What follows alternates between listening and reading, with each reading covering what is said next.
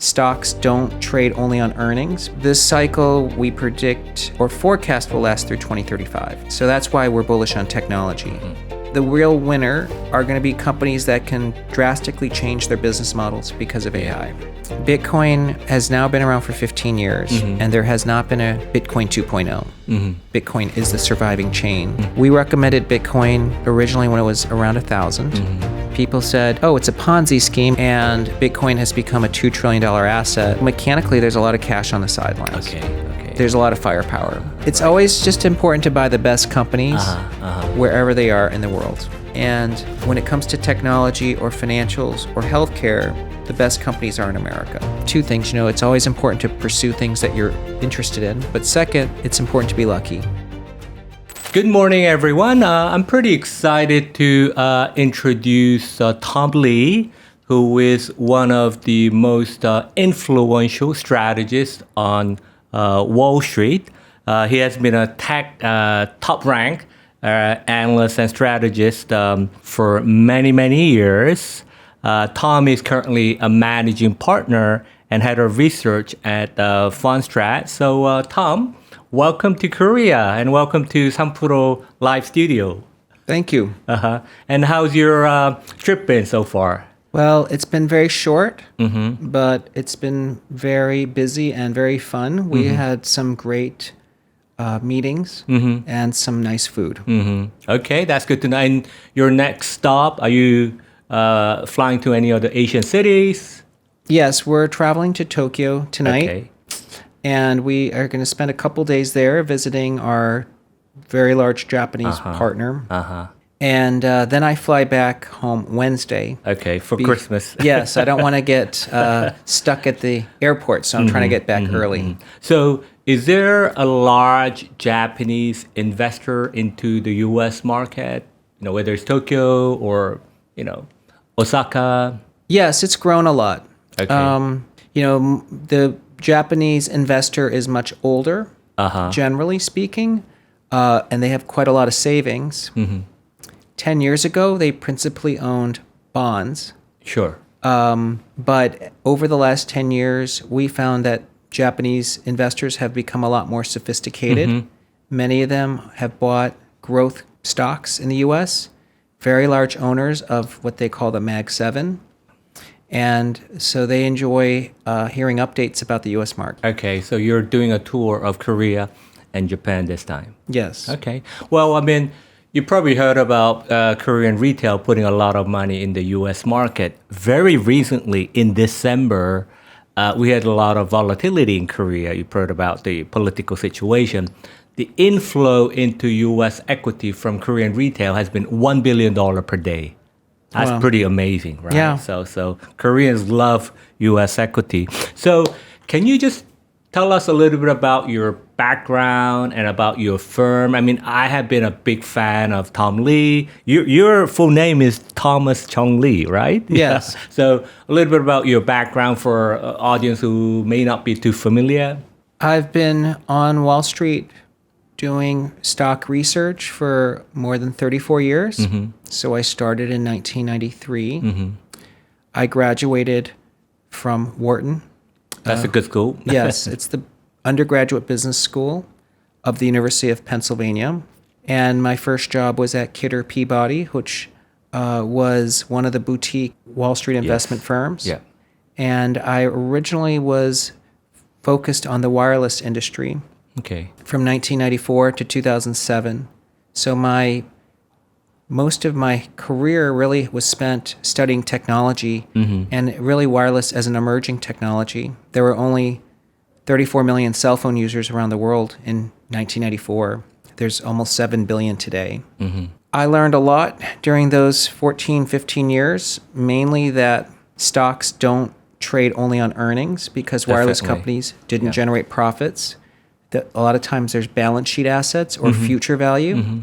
I also learned a lot about how important credit was to how stocks behave. Once the bond market loses confidence, there's no thesis for a stock. The smart analysts look at entire capital structure, right? Yes. Yeah, I would. Our sort of adage, or what we have a saying, is that stocks are the junior piece of the capital structure. Okay. And I moved to JP Morgan in 99. I actually had 3 jobs at one point at JP Morgan. I was the head of wireless research, the head of small cap strategy, and the head of strategy. Wow.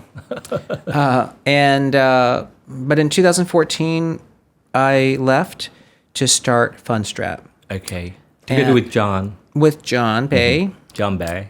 And so this is our 10th year as an independent research firm. We originally built the firm around the idea of really providing institutional quality research to a much bigger audience. When I was at JP Morgan, I principally served only hedge fund clients. Yeah. Who pays the bill? Yeah, they pay large fees, but we found that many people wanted to access some of the things we were saying. So we really wanted to democratize that process. Sure. And I think we've been largely successful. Okay. So Funstrat is an independent research house catering to both institutions and individuals and any clients. Yes. Yeah. And we've got a wide reach now. We have clients in over 30 countries. Wow. And about 10,000 family office and RIA clients. That's very impressive. 10,000 family offices. So we're one of the largest independent firms actually now. And we just started an asset management business called Funstrat Capital. Okay. And we launched an ETF called Granny Shots. And that actually is now considered one of the biggest launches of an active equity ETF in more than 15 years. Wow, is that right? Yeah, in about 5 weeks, it's attracted over 620 million of assets. Wow. What's the ticker code? GRNY. GRNY. Yeah. Okay. So we'll follow that. Yeah. Okay. I mean, we're going to talk about the market, your prediction. I know you've been pretty spot on for 23, 24, very impressive. But we in Korea, we're just learning the U.S. equity. I mean, I used to work at JP Morgan like you did many years ago, but most of us were pretty green in terms of investing in the U.S. But we want to know about your thought process and how do you generate ideas? Is there any wisdom that you could share with the Korean audience? I'd be glad to. Our process is fairly simple. Foremost, when we think about markets in any period of time, we take into account what we generally think is the economic outlook. Okay. And one thing I think people miss, and those who are bearish, is that companies have been far more resilient than people expected. Particularly in the U.S., I guess, right? Yeah, especially in the U.S. Because in the last 4 years, we had a pandemic that shut down the economy. Then we had a big supply chain shock that created a big inflation wave. Then we had the Federal Reserve raise interest rates at the fastest pace in history. That's true. And then we had a very controversial election. Yet in these 4 years, companies produced really good profits. Yeah. So I think we generally look at what we expect the economy to do, and it's been strong, and there isn't a lot of leverage. But then we also realize that U.S. companies have proven to be very strong. So that's our first part of the process. So you take some view on the macro, you look at the balance sheet capital structure, and you look at the company's earnings. Yeah, and we also look at, recently spent a lot of time on economic data, like inflation. Okay. So I think what really helped us the last 2 years was our bet that inflation was going to be a lot softer than consensus. And that kept us... I know you've been quite aggressive in predicting inflation is going to be under control, right? Yes. And, looking back, that was the right call. Okay. Because the Fed has been cutting rates now. Sure. And in the face of many people who thought the Fed had to create a recession. I think the second part of our work is really thinking about what are the important drivers of sort of surprise. We call these thematic models. Yeah. One that we'd been talking about for a long time was the global labor shortage since 2018. And we thought that would drive a wave of AI spending. Okay. And that's because this global labor shortage happened twice in history, 1947 to 1954 and 1991 to 1999. I didn't know after World War II there was a shortage. Okay. Yes. Well, in World War II, the shortage was because of the mortality from all the that fighting. makes sense. There was a global labor shortage of prime age workers. both times technology stocks outperformed. So this cycle we predict or forecast will last through 2035. So that's why we're bullish on technology. Another theme that we spend a lot of time thinking about is what we call impact of generations, Okay. and it's really the millennial. Okay. They're both the largest generation in the U.S. in history, but also set to become the wealthiest because of Okay. wealth transfer. And so we spend a lot of time modeling that impact on the economy. Okay. And then, of course, the third is really what I'd call digital transformation and security, energy security. And that led us to Bitcoin pretty early. Okay. We've been writing about Bitcoin for the last I know. 8 years. Yeah. Yeah. So that helps us determine what kind of stocks we are looking for. Okay. And then we also think about positioning. Okay. So we survey our clients. We find out where they generally stand with their sentiment and their positioning. And we look at margin data to see how much capital has been exhausted. And that helps us to be more tactical. So I'd say our process is straightforward. And Very transparent. How do you use consensus data? Like Michael Hartness, Bank of America, is my colleague. He published this a survey, which is even quite widely quoted in Korea. Do you use it as a contrarian indicator, or it depends? It depends. I don't see other firms' research. So we're not... You don't? No, we don't. Okay. And that's because I want to avoid groupthink, Okay. or what they call echo chambers. Sure. Even when I was at JP Morgan, I rarely looked at what anyone else published. But anything that surveys clients and shows a complete view of their positioning, it's actually useful. So I'm assuming Bank of America has good data. But I don't think it's necessarily led to different conclusions than what we've seen from our own client surveys. Our universe of clients is large enough, because we have 300 hedge funds and 10,000 family offices, that's probably almost the same universe that would represent the market. Sure. So you use these three thought process: the macro data, also the long-term thematics, and that's probably helps you to view the market from a top down, and then use consensus data to take a certain position. Yes. Okay. But I think the thematics is important, because most investors can be lost otherwise. I can't tell you how many people said that they don't want to buy Tesla because it's expensive. Koreans, we own 2% of Tesla. You probably heard about that. Yes, yeah. And many people don't want to touch NVIDIA because it's expensive. But when they consider the transformation that's coming from AI, then these are quite attractive stocks. So it helps us anchor our longer term views. Okay. Well, I mean, since we are on a topic of the digital transformation, I mean, in the AI, people worry, and I think the market has been closely following the comments by the CEOs, and also whether the companies will generate return on invested capital for the cloud companies and the big tech. Do you think this is a real, that eventually that they will gonna see the tangible results? So this will be a very sustainable theme. Yes, AI, is a coming wave, and that's because it's a quantum improvement in the capability of a workforce, right? Over time, generative AI is going to produce a PhD level worker, and at an unknown cost today, but presumably with a drastic drop in cost, it'll be cheaper than hiring a human PhD. Yeah. So it's a huge force multiplier.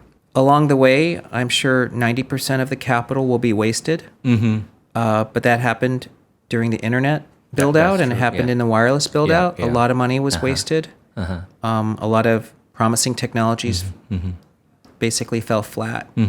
So kind of expect that to happen. So it's safe to be betting on what they call the arms merchants right now. Okay. So it's a real thing. And what do you think is the best way to play the long-term AI theme? Is there an ETF or any group of stocks that you would recommend? The market's pretty good at figuring this out. So I would say the Mag 7 are all in what I call a primary position to benefit. Yeah, that's true, yeah. And we know that NVIDIA is got a vast lead over others. And we also know that there's going to be critical shortages of power and components. And so these aren't necessarily the best quality companies, but they're the ones that can deliver power and components quickly. So I think that that's the correct way to play this right now. But over time, the real winner are going to be companies that can drastically change their business models because of AI. Yeah. I mean, Broadcom's market cap exceeded $1 trillion, I think, last Friday. That's pretty amazing. Yeah. Okay, so let's talk a little bit about the market. So if we look back this year, I think you made a pretty good call.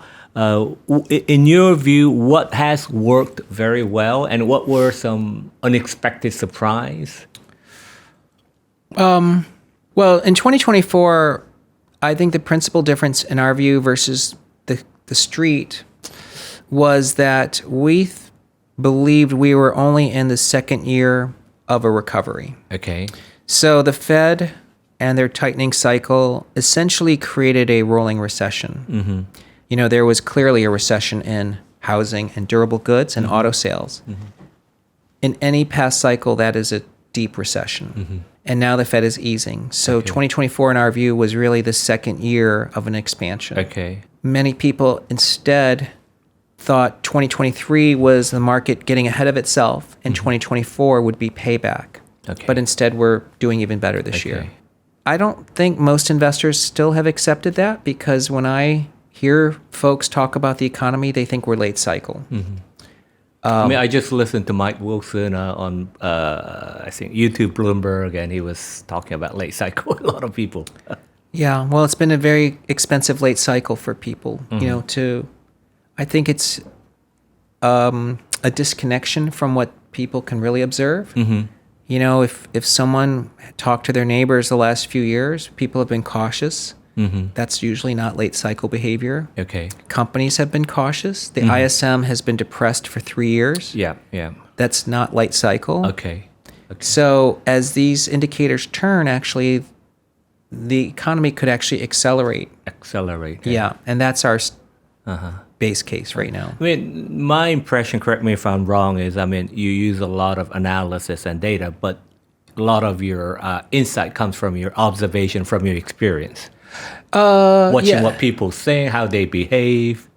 I studied accounting in college. And I think what people have to remember is the financial model is trying to take an actual event and express it in an economic term. And I think what most people forget when they do analysis is they look at economic data and they don't align it to the actual event. Okay. And so people are essentially disconnected from reality. Sure. And this is already on display even just recently because people talk about inflation picking up in the recent reports, but that's mainly due to the hurricanes. Okay. So they're causing shortages to cause prices to spike.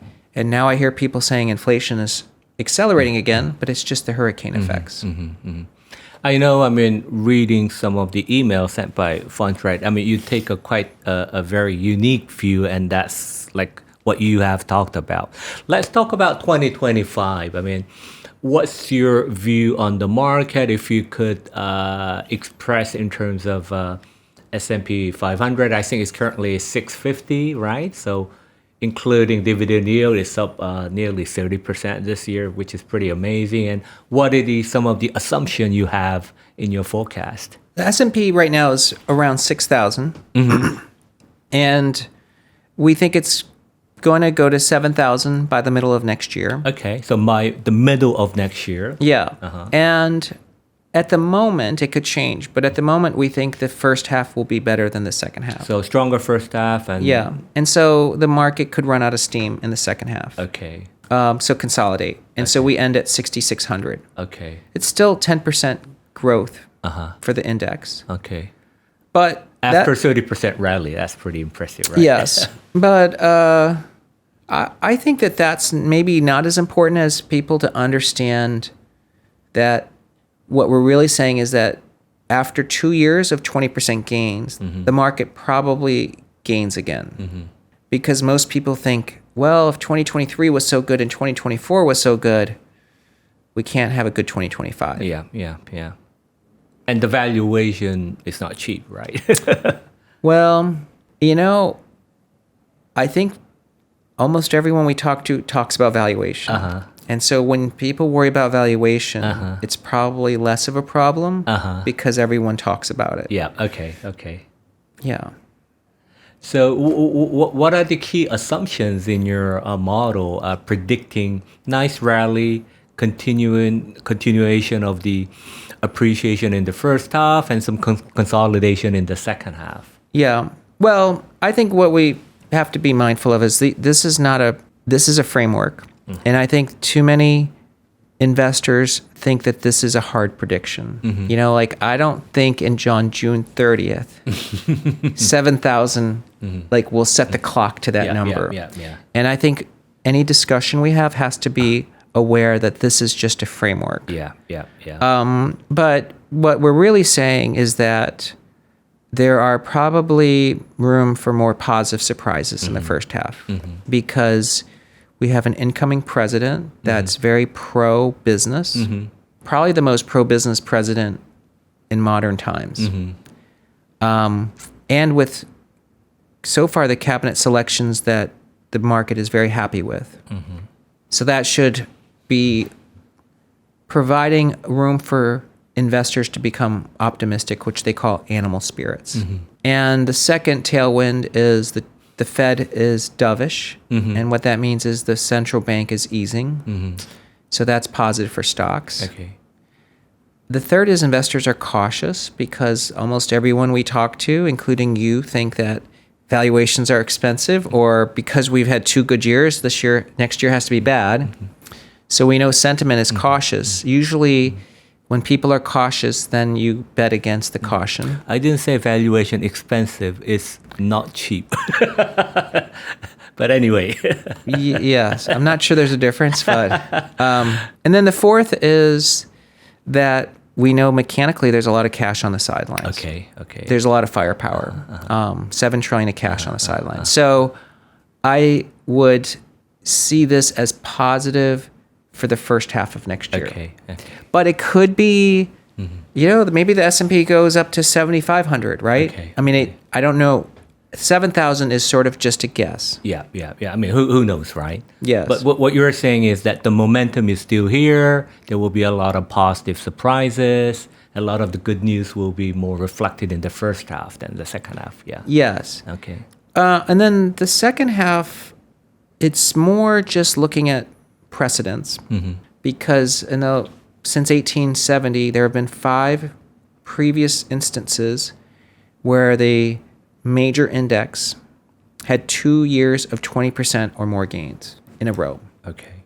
And 5 of the 5 times, the market did poorly in the second half. Okay. So we might make the gains in the first half. However, that is just history, so we could do a lot better than that. Should we worry? I mean, obviously there has been a Powell put, right? So protecting some downside this year.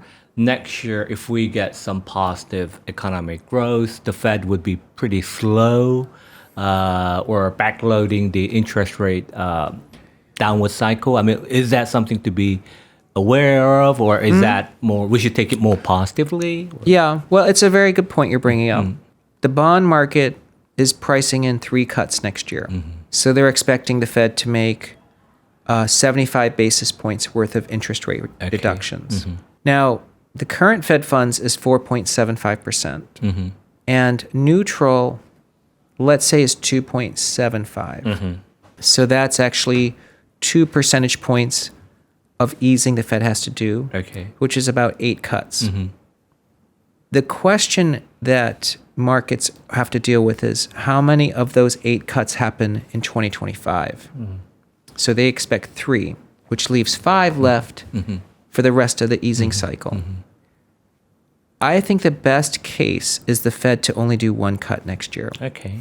Because that leaves 7 cuts in the future. Okay. Which gives them a lot of firepower. Okay. So I would prefer, but it's not a prediction, to see the Fed pause And the market might initially get worried, but then they'll realize it's quite bullish. But that's eventually a sign that economy is strong and there is no need to cut the interest rate.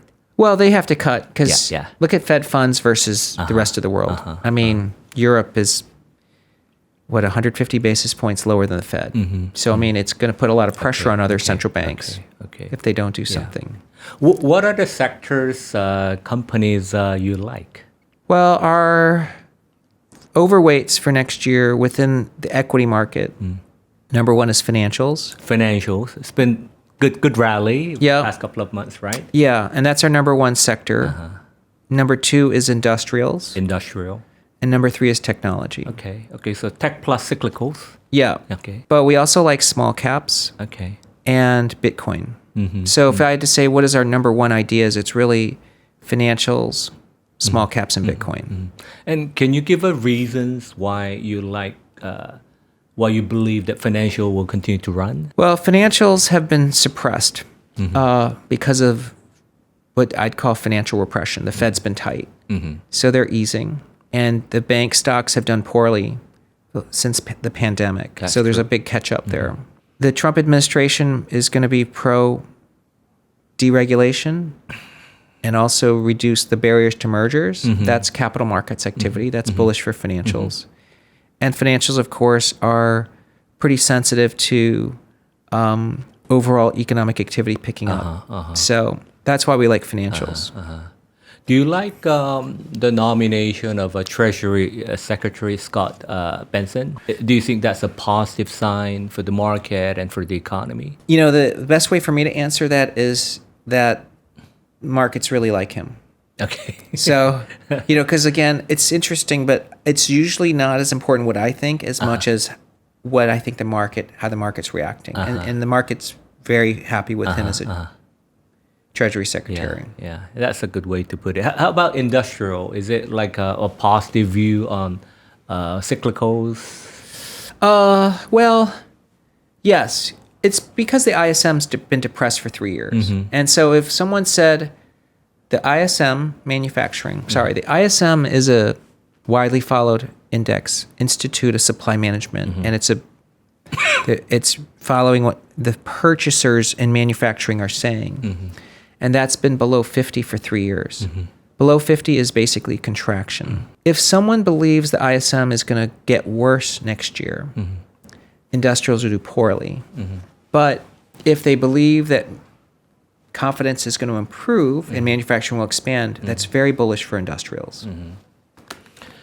I was told that the recent survey among the small company CEO, the numbers have been pretty solid. Yeah. Yes. Yeah, I think you're referring to the NFIB, Small Business Optimism Survey. That's a federation of small business owners. Small businesses represent 75% of all private employment. So it's a pretty important survey to watch. Most small businesses tend to vote Republican. Okay. So their optimism tends to go down when there's a Democratic president and it recovers when there's a Republican president. Okay. But as you can imagine, their optimism also actually is tied to capital spending. So I think small businesses will be more optimistic and actually expansionary. And that's another reason why you like small caps. Yes, that's right. Small caps have suffered because the market breadth hasn't been great. Sure. 2024, we fortunately were recommending the Mag 7 or the FANGs.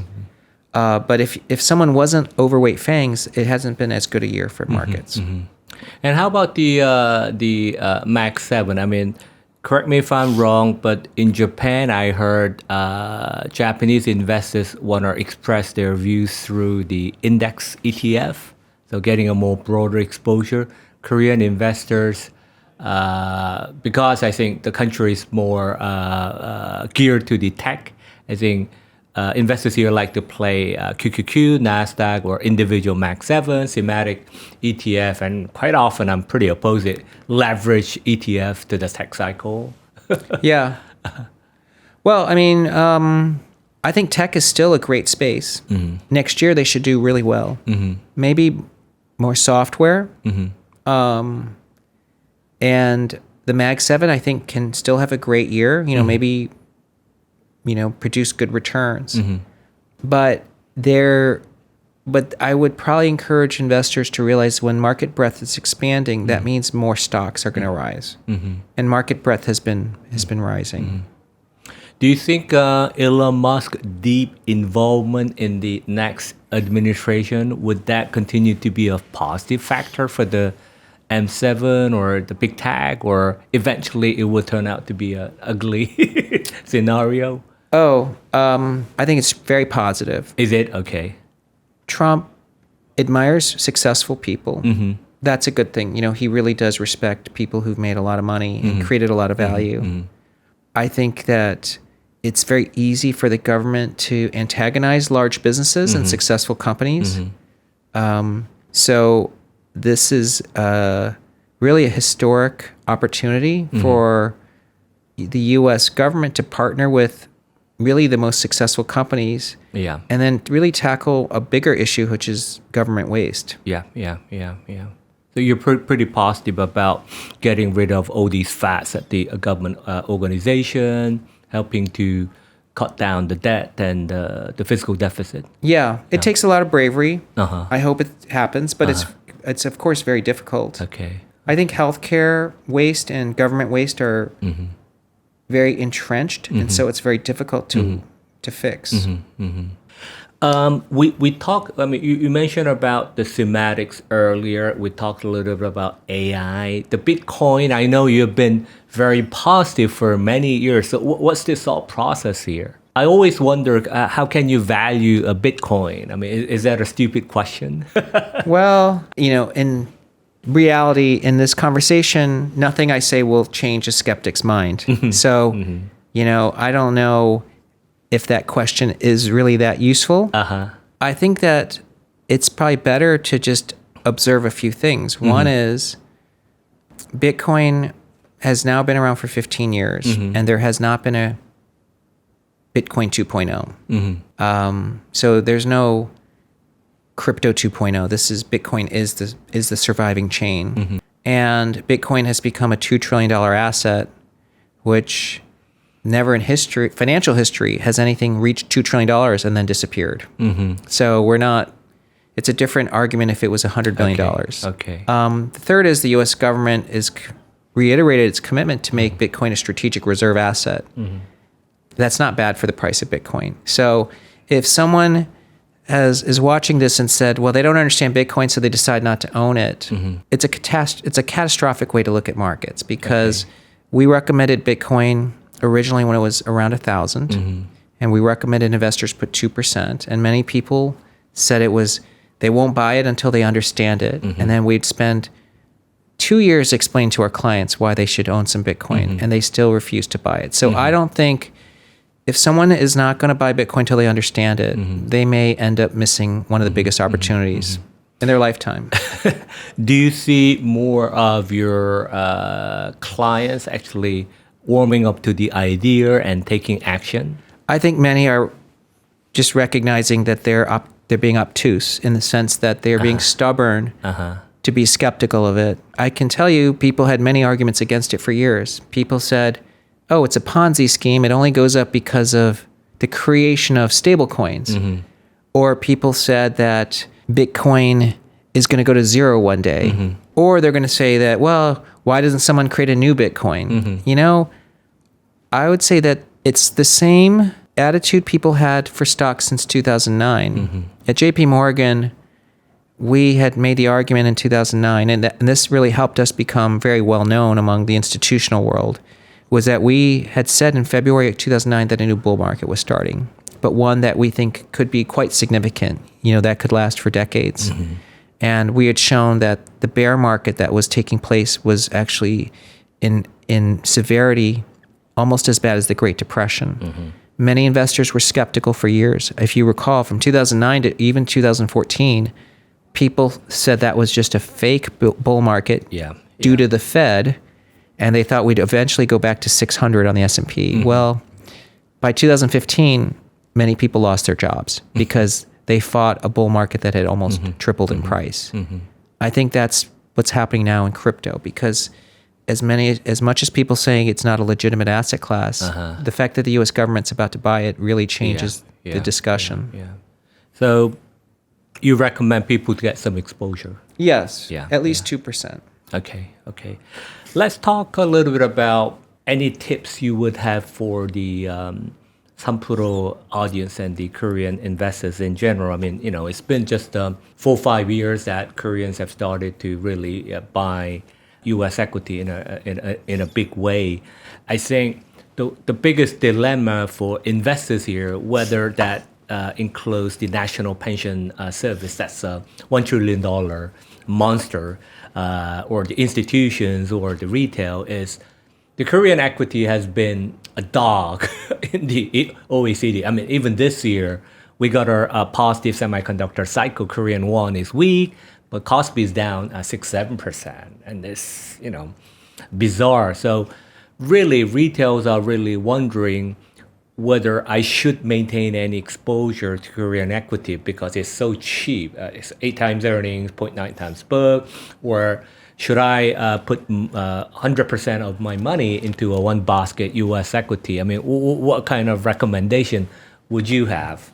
I know probably there's not a simple answer. And that's also not my area of focus. One thing I learned over my years is really focus on where we have sort of a knowledge base, and that's how we can serve clients. My focus really has been identifying the important themes within the U.S. stock market. So I don't have a view on Korea, but I understand. It's always just important to buy the best companies wherever they are in the world. And you remain very positive about the U.S. equities and the quality names there over long term, right? Yes, I think everyone should buy a stock that they understand. That helps them understand and to get good information flow. Last question, just more about your personal aspect. So, Wharton is a great school. I know a lot of people go to the banking, finance, consulting. But what made you to start a career as a research analyst? And do you have any regret, or is there any area that I should have, if I have done even better if I pursued a different career? Well, I was in Wharton in the 90s. Most of my peers wanted to become traders. Back then, the most desirable job on Wall Street was to either be a sales trader, to work on the trading desk, or to do investment banking. I didn't have interest in either. I found stocks and understanding valuation much more interesting to me. Intellectually challenging, right? Yes. Yeah. And so I wanted to get a career in stock research. So I didn't pursue a career for money, but it turns out I was very fortunate because that was the beginning of a really big cycle in research becoming one of the most important businesses on Wall Street.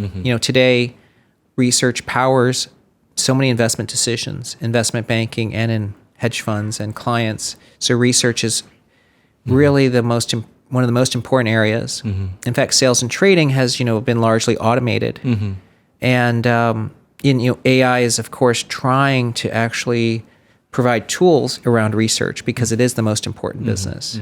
I think that's just a lesson to me that two things. It's always important to pursue things that you're interested in. Sure. I was always interested in research, but second, it's important to be lucky because it was a very lucky decision to do research. I mean, just going back to the ETF, because I think the research is really understanding about the market and trying to find the value, intrinsic value for stocks, right? Which is not easy, right? But for your ETF, right? What's the ticker code? GRNY. GRNY. Okay, Granny, right? Yes.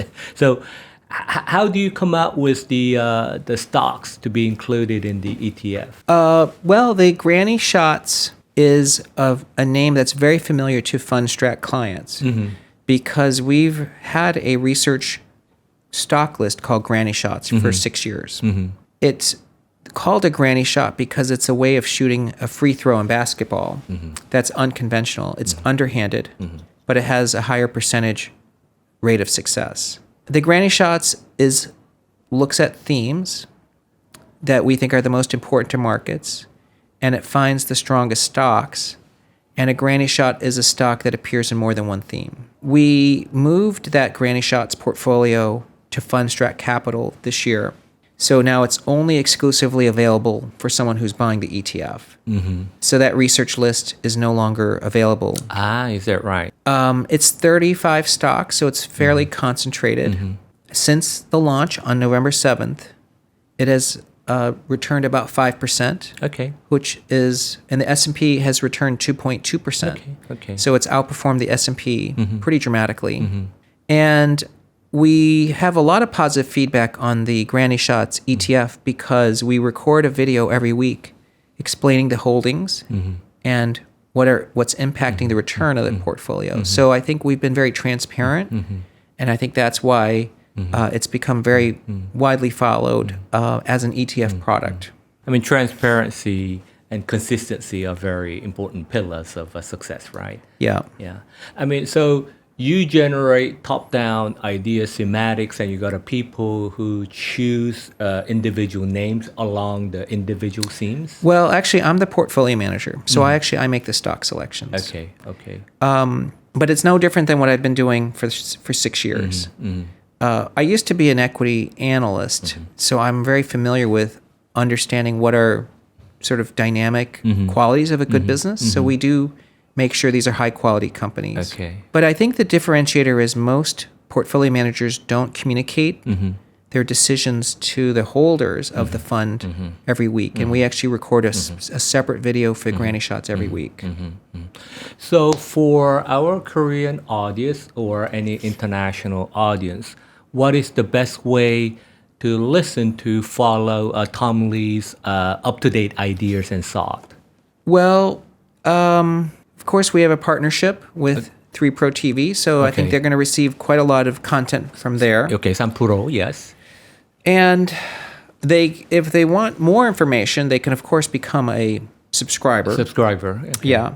But if they want to follow stocks, more stock-specific, I would recommend that they subscribe to the Granny Shots website, and they can receive a weekly video explaining the holdings and why for instance, in a recent video, we're talking about MicroStrategy and why it's a proxy for Bitcoin. I know that stock also commonly talked about the investors in Korea as well. Yes. Okay. Well, Tom, I mean, before we close, is there any remark that you have for our audience? Well, I think it's very encouraging to see Korean investors invest in the U.S. because it is the best market in the world. It's a story that we've been trying to explain to global investors for the last 10 years, that you really want to buy the best companies. And when it comes to technology or financials or healthcare, the best companies are in America. That's true, yeah. They're not the best industrials. Around the world, you're going to find many good industrials or very good luxury brands around the world. But when it comes to tech, financials, and healthcare, it's mainly the U.S.